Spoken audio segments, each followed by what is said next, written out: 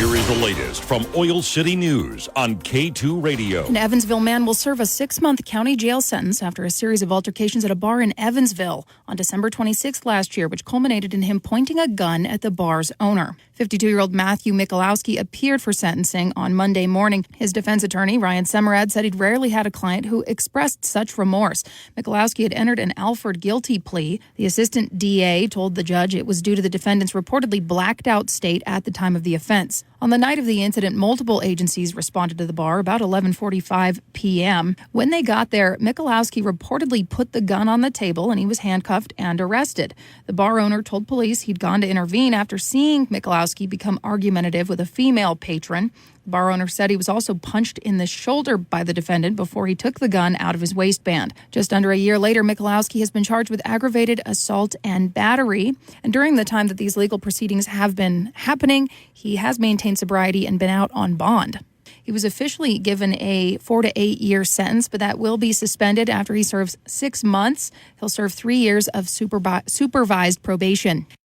Last night, the Casper City Council voted to terminate an agreement with the Wyoming Community Development Authority for $500,000 in community development block grant funds for renovations to the Willard Envision Center.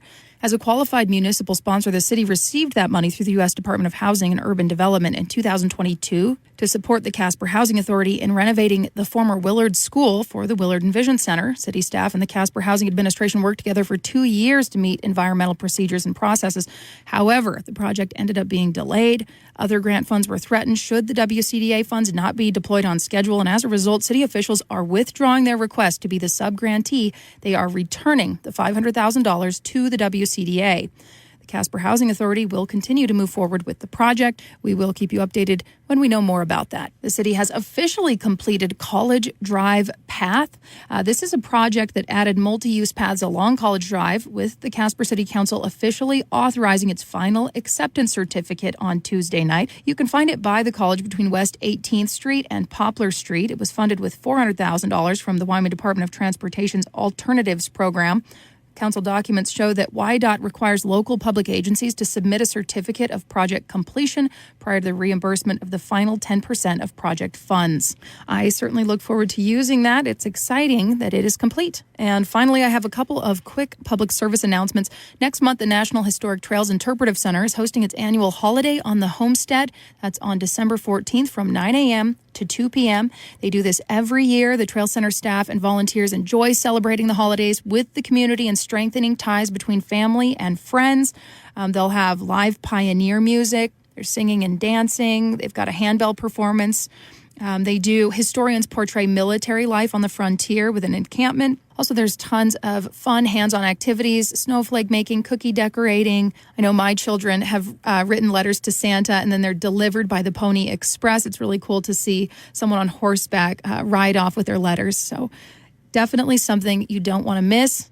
And coming up even sooner, the Casper Ice Arena is hosting a Skate with Santa and Mrs. Claus on Saturday, November 23rd. That's this weekend. Casper Oilers and the Casper Warbirds will assist Santa and Mrs. Claus on the ice. Festivities kick off at 11:30 a.m., and there's a special session for children under 5 years old until noon.